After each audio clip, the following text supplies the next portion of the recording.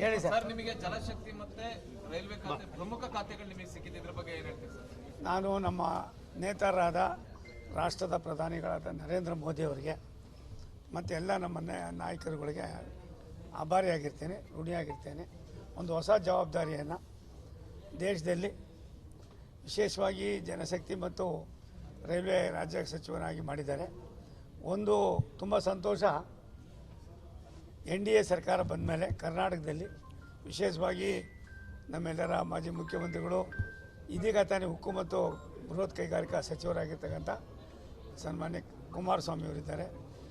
ನಮ್ಮವರೇ ಆಗಿರ್ತಕ್ಕಂಥ ಈ ರಾಷ್ಟ್ರದ ಹಣಕಾಸು ಸಚಿವರಾಗಿರ್ತಕ್ಕಂಥ ಸಹೋದರಿ ಶ್ರೀಮತಿ ನಿರ್ಮಲಾ ಸೀತಾರಾಮನ್ ಅವರಿದ್ದಾರೆ, ಜೋಶಿ ಸಾಹೇಬರಿದ್ದಾರೆ, ನಮ್ಮ ನಾಯಕರಾದ ಜೋಶಿ ಅವರಿದ್ದಾರೆ, ನನ್ನ ಸಹೋದರಿ ಶೋಭಾ ಅವರಿದ್ದಾರೆ.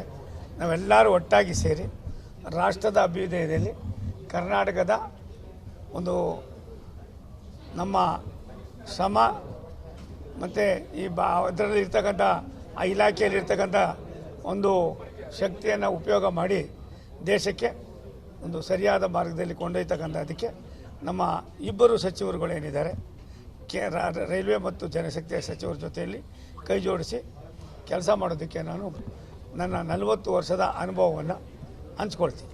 ಜಲಶಕ್ತಿ ಅಂತಂದ್ರೆ ಕರ್ನಾಟಕದ ಅನೇಕ ಯೋಜನೆಗಳು ನೆನೆಗುದಿಗೆ ಬಿದ್ದಿವೆ, ಅದರ ಸಂಪೂರ್ಣ ಜವಾಬ್ದಾರಿ ನಿಮ್ಮ ಮೇಲಿದೆ ಸರ್. ಒಂದು ಎಲ್ಲ ರಾಜ್ಯಗಳಲ್ಲೂ ಕೂಡ ತನ್ನದೇ ಆದಂಥ ಸಮಸ್ಯೆಗಳಿವೆ.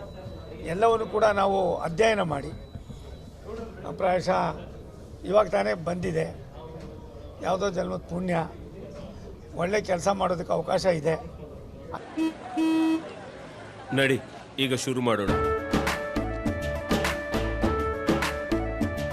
ಕೇಸರಿಯಿಂದ ಮನೋಲ್ಲಾಸ ಮನಸ್ಸು ಮತ್ತೇರಿ ಕುಣಿದಾಡಿದೆ ನೋಡು, ಮನಸ್ಸು ಮತ್ತೇರಿ ಕುಣಿದಾಡಿದೆ ನೋಡು.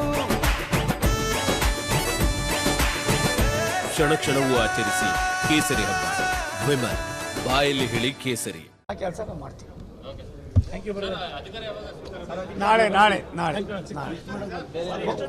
ಕುಮಾರಣ್ಣ ಹೇಳಿದ್ರಲ್ಲ 5 ಗಂಟೆಗೆ ಅಂತ, ನಾನು ನಮ್ಮ ಸ್ವಾಮಿಗಳಿಗೆ ಹೇಳ್ಬಿಟ್ಟೆ.